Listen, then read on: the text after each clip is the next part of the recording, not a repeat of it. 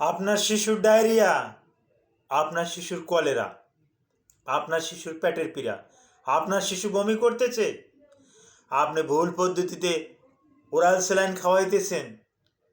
এই ভুল পদ্ধতিতে ওরাল স্যালাইন খাওয়ার পরিণাম কি জানেন? এই ভুল পদ্ধতিতে ওরাল স্যালাইন খাওয়ার পরিপ্রেক্ষিতে আপনাকে ভুলের মাসুল দিতে হবে। এই ভুলের কারণে আপনার শিশু মৃত্যুবরণ করতে পারে। আপনি জানেন কি, রক্তে যদি ইলেকট্রোলাইটের গুরুত্বপূর্ণ একটা অংশ সোডিয়াম ক্লোরাইড, এই সোডিয়াম ক্লোরাইডের মাত্রা 140 মিলিমোল পার লিটার রক্তে যদি এর থেকে বেশি পাওয়া যায় তাহলে ব্রেনে রক্তক্ষরণ হতে পারে, কিডনি বিকল হয়ে যেতে পারে, তাৎক্ষণিক কিডনি ড্যামেজ হয়ে বাচ্চা মৃত্যুর মুখে ঢলে পড়তে পারে। আসসালামু আলাইকুম রহমতুল্লাহি ওয়া বারাকাতুহু। জি, আমি ডাক্তার মীর শহীদুল ইসলাম। আমার চেম্বার ঐতিহ্যবাহী শেখগার্ড, শুভেচ্ছা 255, সিলেট।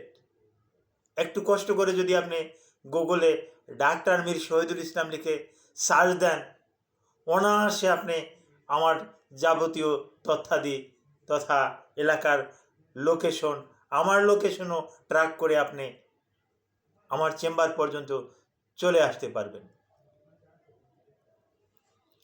জি দর্শক শ্রোতা, গুরুত্বপূর্ণ একটা তথ্য নিয়ে আলোচনা করছি।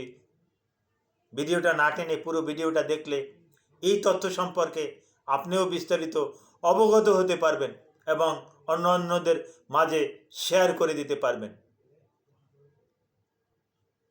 অনেকে কিন্তু নিজেরাই তার নিজের শিশুকে মেরে ফেলে, কারণ যখন ভুল পদ্ধতিতে স্যালাইন খাওয়ানো হয় তখন কিন্তু এটা বিষে পরিণত হয়ে যায়, তখন কিন্তু ইলেকট্রোলাইট ইমব্যালেন্স হয়, আর ইলেকট্রোলাইট ইমব্যালেন্স হলে মৃত্যু অবধারিত। অনেকেই দেখবেন স্যালাইন খাওয়াচ্ছে, বাচ্চার পাতলা পায়খানা, পুরো 1 প্যাকেট স্যালাইন সে যতটুকু পানিতে ডিজলভ করার কথা ছিল অতটুকু পানিতে সে ডিজলভ করছে না।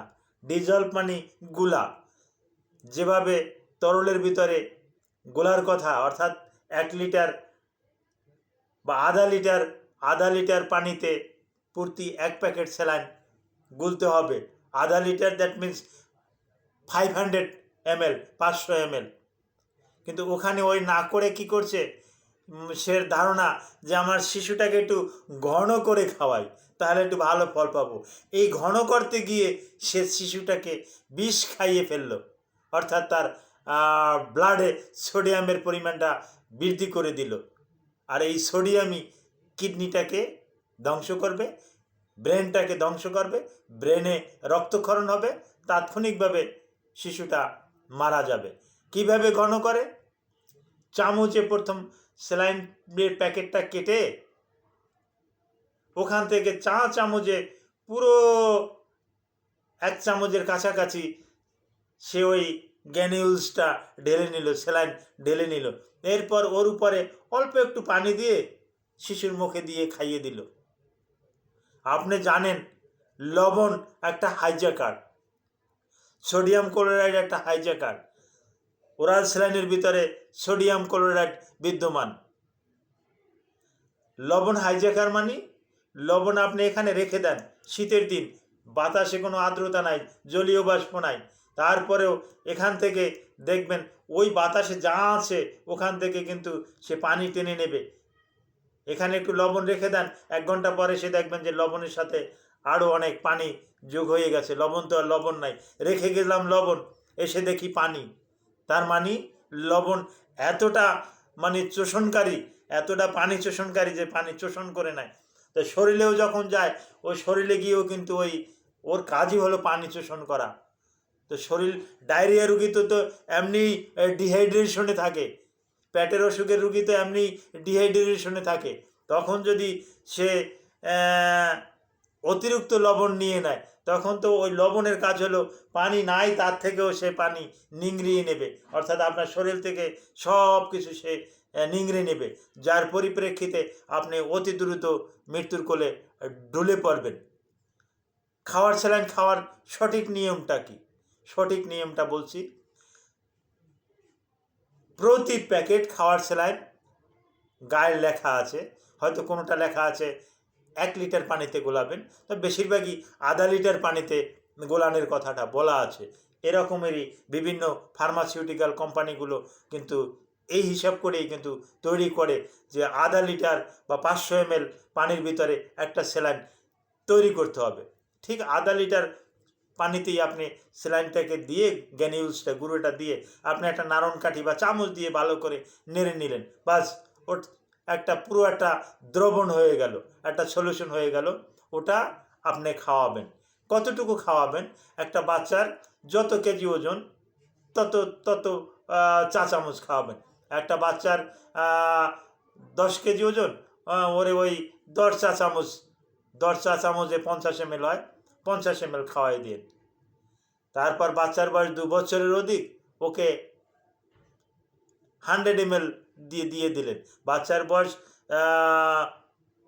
10 বছরের অধিক, ওকে আপনি একবারে একটা গোলাই দিয়ে দিলেন, ও যতটুকু খায়। আধা লিটার পুরোটা খেলে তো ভালো, না খেলে একটু যদি রেখে দেয়, ওরে জোর করে খাওয়ানোর কিন্তু কোনো দরকার নাই। এভাবে যদি আপনি স্যালাইন খাওয়াতে পারেন, তাহলে কিন্তু স্যালাইন আর বিষ হবে না, স্যালাইন হবে আপনার জন্য আশীর্বাদ। আর যদি এছাড়া যদি অন্য নিয়মে যদি খাওয়ান, আমি এটা সচক্ষে দেখেছি, অনেকেই এরকমের করছে যে স্যালাইন একটুখানি একটু ঢালছে, একটু তৈরি করছে, আবার একটু খাওয়াচ্ছে, আবার স্যালাইন শেষ হয়ে যাবে, যার পরিপ্রেক্ষিতে ওই 1 লিটার পানির ভিতরে, আধা লিটার পানির ভিতরে স্যালাইনের অর্ধেকটা ঢেলে দিছে, যে না ওই বাকি অর্ধেকটা আবার পরবর্তীতে খাওয়াই দেবো আনে, থাক ওটা। এরকমের সে একটু কৃপণতাও করলো। এই কৃপণতার কারণেই কিন্তু তার আদরের ধন, আদরের দুলাল, আদরের দুলালি এ কিন্তু দুনিয়া থেকে বিদায় নিয়ে নেবে এই ভুলের কারণে। তো এই জিনিসটা কেউ বলে না, তাই আমি একটু আপনাদেরকে সতর্ক করে দেওয়ার জন্য এই ওরাল স্যালাইন নিয়ে কিন্তু আলোচনা করলাম। আবার ওরাল স্যালাইন তৈরি করার পর ওটা ঢেকে রাখবেন, বাচ্চা যতটুকু খাবে, 12 ঘন্টা পর্যন্ত রাখতে পারবেন। 12 ঘন্টা পর আপনি আবার ওটা ফেলে দেবেন, বা আপনি ভালো মানুষ আপনি খেয়ে নিলেন।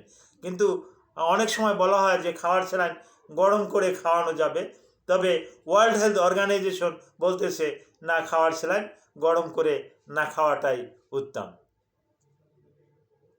Thank you all.